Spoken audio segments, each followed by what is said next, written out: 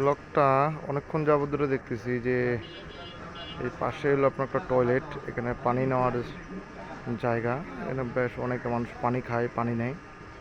সেই জায়গার আশপাশটা পরিষ্কার করতেছে একটা পাগল। পাগলটা অনেকক্ষণ ধরে দেখতেছি যে এমনভাবে পরিষ্কার করতেছে যে একটা মনে হচ্ছে যে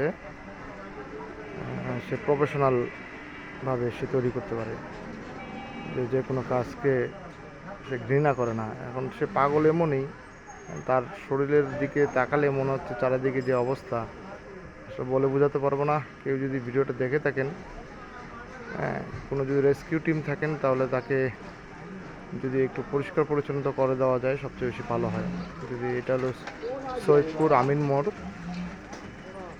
সাহেবপাড়া বলা চলে। তো এই জায়গায় যদি কোনো যদি রেস্কিউ টিম যদি তাকে দেখতে পায়, তাকে যেন ভালোভাবে পরিষ্কার পরিচ্ছন্ন করে এই রমজান মাসে গোসল করাতে পারে। সবাই ধন্যবাদ, ভালো থাকবেন।